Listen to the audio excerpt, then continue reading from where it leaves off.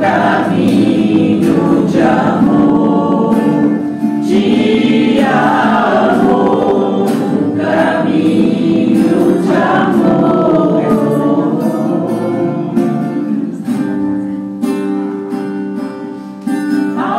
Ainda que eu tivesse a mensagem de Deus,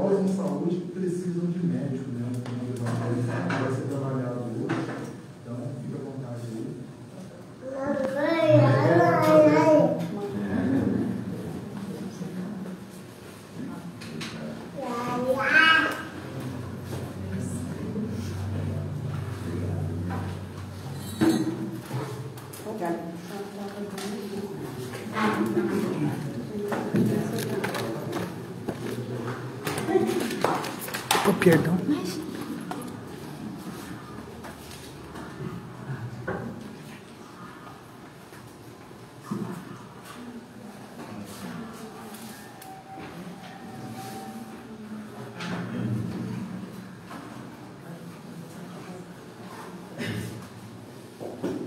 Boa noite a todos. Boa noite.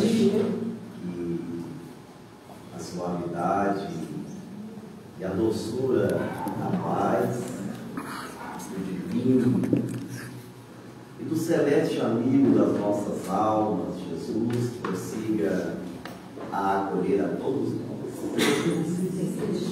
É sempre uma alegria e uma profunda gratidão retornarmos ao acolhimento espiritual desta casa, ao acolhimento fraterno, tendo mais uma vez a bênção da oportunidade de podermos refletirmos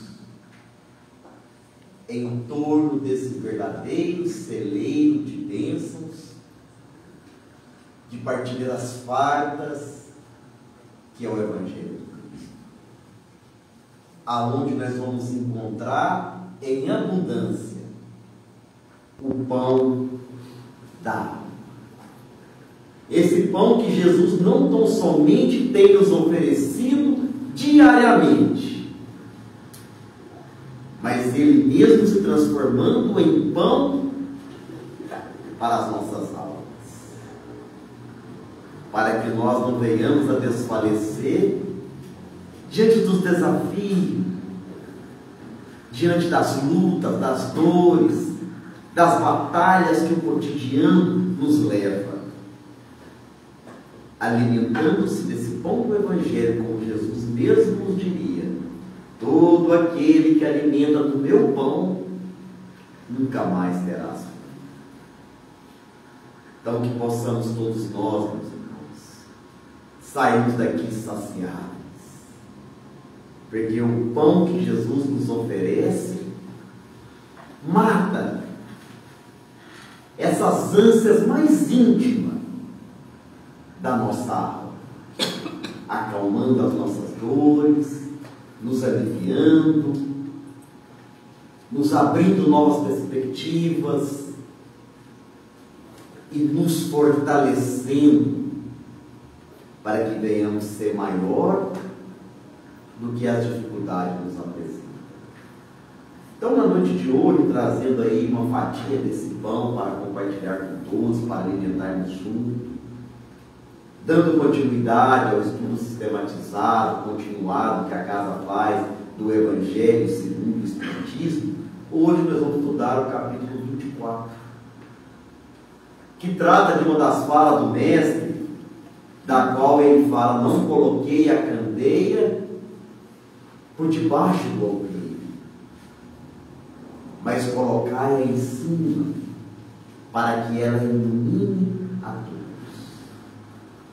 Essa é a mensagem de pano de fundo desse capítulo, que podemos sintetizar com uma proposta que Jesus nos mostra: sempre que falar do meu Evangelho, sempre que falar do bem, falar do amor, não esconda, que não fique restrito esse conhecimento, esse ensinamento, esta luz tão somente para quem o possui, mas que ele seja colocado para que todos se possam se iluminar dele. Então já começa a trazer para nós que a mensagem do Cristo, ela não é exclusivista, de raça, de classe social, de nível intelectual, mas ela é para todos. E o item que vamos trabalhar hoje, já citado pelo nosso querido irmão, o item 11, que os sãos não têm necessidade de médicos, é uma fala também do Mestre, dentro desta linha de raciocínio, mostrando que a mensagem da qual ele era portador era para todos nós. E quando nós vamos meditando nesta fala que os sãos não têm necessidade de médico, em que contexto que ela nasce? O Evangelho pega uma parte das anotações do evangelista e nos mostra que ela nasce num dos momentos que mais incomodava os fariseus e os escribas. Era uma admirável atenção do Mestre pelos sofredores do mundo. Jesus nunca escolheu ficar entre reis, entre juízes, entre homens privilegiados pelo ouro, pela beleza, pelo poder, mas ele sempre escolheu estar do lado daqueles que não tinham ninguém, daqueles que não tinham amigo, Era muito comum ver Jesus num cortejo de sofredores, de aflitos, miseráveis de todos os lugares, buscavam o calor do coração de Jesus para ter aplacado os frios das suas dores, das suas angústias. Jesus era como um imã poderosíssimo, que por onde ele atraía, por onde ele passava, ele atraía os doentes. Eram meretrizes, eram mendigos andarilhos, eram criminosos arrependidos dos seus crimes, eram homens doentes terminais, idosos abandonados da sua família. Era dita a ralé da sociedade. Esses eram os companheiros do mestre de Nazaré. E isso incomodava muito. Como ainda incomoda esse Jesus genuíno, esse Jesus que viveu conosco, esse Jesus que mergulhou junto com nós nas nossas dores. Então os escribas, os fariseus, foram ter para com os discípulos: por que o vosso mestre anda com homens de má vida? E o mestre, ouvindo, não poderia deixar de dar um sinal, que era um alerta no íntimo da alma daqueles escribas e fariseus, que acreditavam ser saudáveis, acreditavam ser sãos, mas na verdade Jesus sempre esteve diante de duas plateias: o dos enfermos do corpo, aqueles que traziam as necessidades, as doenças físicas, mas também estava do lado daqueles que traziam as piores doenças, que são as doenças da alma. Uma alma atolada na ignorância, uma alma atolada no orgulho, uma alma atolada no egocentrismo, uma alma atolada na vaidade. E não foram poucas as vezes que Jesus advertiu os escribas e os fariseus: sepulcros brancos por fora, mas todo podridão por dentro. Vocês me têm nos lábios, mas não me têm no coração. Então Jesus estava diante de duas assembleias de enfermos ali. Então ele fala: é porque os sãos não têm necessidade de médico, mas sim os doentes. Segundo a Organização Nacional, a Organização Mundial de Saúde, a OMS, o conceito de saúde não é simplesmente a ausência de doenças, mas vai dizer a Organização Mundial de Saúde, é o perfeito equilíbrio mental, físico, econômico e social. E eu pergunto: quem na Terra é 100% saudável? Quem goza de saúde plena? No mundo categorizado pelo íntimo codificador da doutrina Allan Kardec, através dos espíritos,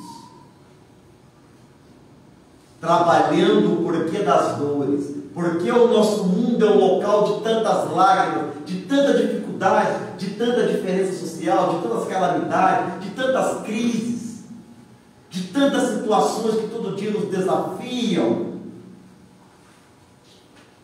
Os espíritos vão categorizar que a Terra é um mundo de provas e expiações, e que esse mundo tem a categoria e a característica de um grande hospital. um hospital de almas, aonde nós estamos explorando, aonde nós estamos experimentando passar por vários testes, aonde nós temos a oportunidade de regressarmos e repararmos os equívocos do passado, através de tudo que esse mundo de privações oferece. E não teve resposta mais grandiosa do Criador do que atendendo a cada lágrima de cada coração, de atendendo a cada dor de cada um de nós. Ele envia quem ama, o seu filho, o maior terapeuta de almas que a humanidade conhece, Jesus de Nazaré. Um dos únicos títulos que Jesus se orgulhava de dizer era o de mestre. Mestre, bem me chamais, porque mestre eu sou. Mas ele nunca escondia o título de médico de almas, o médico das nossas emoções, o médico dos nossos ressentimentos, que todo o seu evangelho é voltado para quê? Para a construção da nossa saúde, pela busca da saúde plena, pela busca da espiritualidade, pela busca do equilíbrio, porque Jesus não se limitaria à superfície, e a sua terapêutica e a sua terapia ainda continua totalmente atualizada, e ainda não alcançada e entendida por completo pelos homens, porque ela não fica na superfície dos efeitos, ela atende às causas principais das nossas enfermidades. Um coração, um sentimento e uma emoção adormecida no ódio, no rancor, na mágoa, é um sério candidato a ter um câncer do futuro. Adoecer das coronárias cardíacas. Uma pessoa que não controla as suas emoções, os seus sentimentos, que leva uma vida de estresse, que vive tão somente para o corpo, que não cuida da sua saúde mental, logo poderá ter uma depressão gravíssima, transtornos de ansiedades, doenças na pele, que hoje a medicina já consegue trabalhar quando examina a criatura como uma criatura além do corpo, transcendente, psicobiossocio-espiritual, na chamada medicina psicossomática, aonde a força mental, a força do sentimento, das emoções, influencia na nossa saúde física. Antes de adoecer o corpo, a alma já está doente. A alma já adoeceu. Nós nada mais, nada menos, estamos manifestando um movimento equivocado do nosso sentimento, da nossa emoção, que está nos causando sofrimento, que está nos causando dor. E isso os médicos da saúde e espiritualidade já comprovam. E nós chegamos no consultório médico e eles perguntam: como você tem levado a vida? Tem sofrido alguma pressão? Sofreu algum trauma? Teve alguma dor?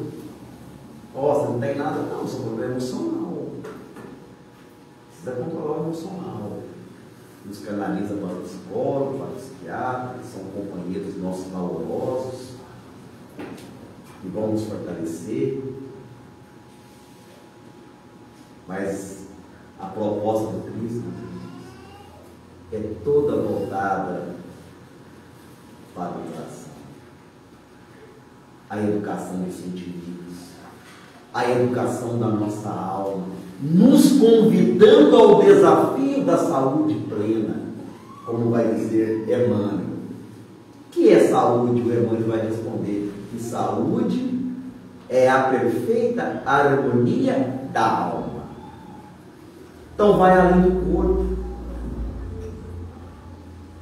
Porque nós podemos ser, porque vai ter doentes e doenças.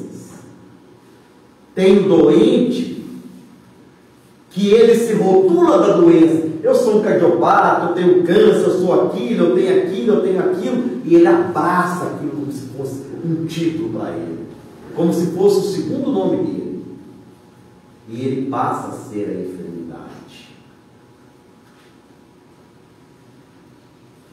Mas há doentes que apenas estão doentes, não vivem a doença, caminham além dela, não se limitam e não se rendem a ela, fazem um movimento mental de resignação, fazem um movimento mental de buscar o consolo, de buscar o alívio e talvez até a cura. É o que o nosso querido Chico Xavier sempre falava, que ele era um doentão. Que ele era um doentão. Tinha um corpo doente, mas não se rendia à doença. Então há doentes e doenças. Há doentes e doenças, o que vai definir é o comportamento mental. Que o Mestre de Nazaré veio nos revelar e nos consolar todo o tempo. Trabalhar a esperança, mostrando para nós que nenhum sofrimento tem durabilidade eterna, que não estamos abandonados da misericórdia divina. É um dos únicos terapeutas que se oferece para consolar e para aliviar. Vinde a mim todos vós que estáis cansados, sobrecarregados, que eu vos aliviarei. Muitas das vezes não é o te curarei, porque nós vamos aprendendo que muitas das vezes a doença ela é um freio, ela é um alerta, ela é, quando não causada pela nossa imprudência nessa vida, foi causada a imprudência de vida anterior, e ela está trabalhando ali os tecidos sutis do nosso orgulho, do nosso egocentrismo. Porque o sofrimento, um coração de sofrimento, quando ele cai em si, ele muda todas as perspectivas de vida. Todos os valores mudam. O orgulhoso que vai ver a sua fortuna correr como areia sobre as suas mãos, vai entender ali um pouco de dor, qual que é realmente o valor da vida. E é nesses corações adubados pela dor, de lágrimas, cansados, que Jesus gostava de trabalhar. Porque Jesus consolava a alma.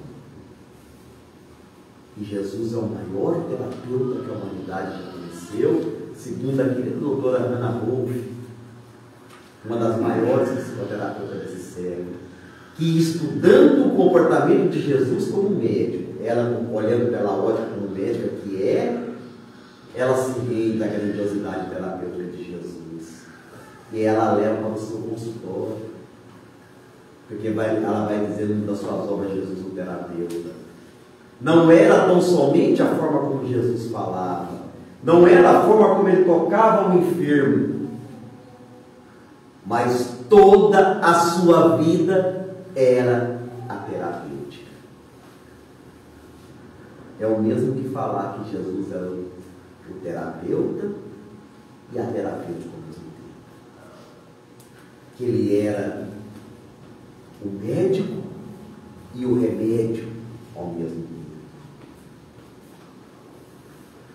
E vai dizer Jung aos terapeutas, aos seus discípulos terapeutas: domine todas as falas, domine todas as técnicas, mas quando for se tratar com uma alma, seja apenas uma outra alma. E Jesus falava de alma para alma. Ninguém acolhia sem nenhum julgamento, com tanto amor, o aflito quanto Jesus de Nazaré.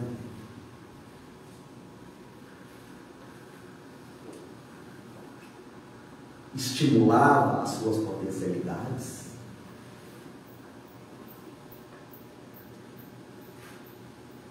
Perguntava se ele queria ser curado. E trazia a terapêutica profilática. Porque ele conhecia que não existe nenhum processo de cura na alma se não partir do enfermo à vontade. Então Jesus conhecia as nossas potencialidades. Quantos doentes Jesus chegava, quantos doentes da passagem do Evangelho, Jesus chegava ali e existia uma certa preguiça mental, uma preguiça espiritual, física, uma má vontade, uma descrença, uma revolta contra Deus, uma visão distorcida do que é sofrer, se sentiam desprezados, abandonados, e Jesus lhes despertava ali a sua alma, e eles mesmos se curavam, porque Jesus fazia duas perguntas intrigantes. A primeira, ele chegava no enfermo, quando estava diante do enfermo, ali estremecendo de dor, ele fazia uma pergunta que, se nós vamos olhar ao pé da letra, ela é esdrúxula. Um terapeuta perguntava para o doente: o que queres que eu te faça? Quando eu chegar com uma dor de dente horrível, chegar no dentista: o que é que eu quero que eu te faça? Muita falta de bom senso, né? Nós vamos analisar ao pé da letra. Mas Jesus sabia essa má vontade dos doentes, essa cegueira espiritual que bloqueava as energias de cura, de autocura. Então Jesus ia instigar-lhe a vontade. Eles falavam: eu quero que me cures, que me liberte da dor, que me tire essa cegueira, que me tire essa paralisia, que me cure essa rancenise, que me cure dessa loucura. E uma outra pergunta fundamental ele fazia, para estimular no paciente, no enfermo, a sua auto-libertação: e tu crês? Tu acredita em mim? Tu acredita que eu posso te curar? Que eu posso te dar o alívio? Sim, eu creio. Aí ele olhava bem nos olhos da maioria dos doentes: a tua fé te cura, a tua vontade, as tuas energias, a tua fé em Deus, a tua crença te curou. Porque quando nós não cremos, nós dificultamos muito o trabalho da espiritualidade, dos médicos espirituais, de Deus. Porque o fio que nos conecta à força criadora, que nos vigia, que nos guarda, que nos orienta, é através da fé. A fé é o Wi-Fi da alma. É ela que nos conecta com o Criador. Então Jesus estimulava dentro de nós o poder da autocura. Porque se nós não acreditamos no médico, se a gente não acreditamos no remédio, se nós não acreditamos na terapêutica, se nós fazemos com má vontade, nós vamos despotencializando todo o tratamento ao nosso corpo e dificultando e retardando o processo de cura da nossa alma, que retardará em todo o corpo. Olha, meus irmãos, para encerrarmos, olha a importância do Evangelho no nosso dia a dia, no nosso cotidiano. É Jesus falando na dor de cada um. O doente que está na UTI, o doente que está no leito de dor, que está recebendo um diagnóstico difícil. A doutrina espírita tem todo um arcabouço dessa ciência do mundo espiritual transcendente para mudar o nosso ponto de vista. E sermos privilegiados, porque chega a ser um privilégio ter essas orientações. Então Jesus não veio para os sãos, porque os sãos não têm necessidade dele. Os orgulhosos acreditavam não necessitar do Cristo, mas era o que mais estava necessitado. Então, muita paz, que Jesus nos ilumine, que esse excelso terapeuta de homens e de almas nos console e que nós recorramos a Ele, porque Ele sempre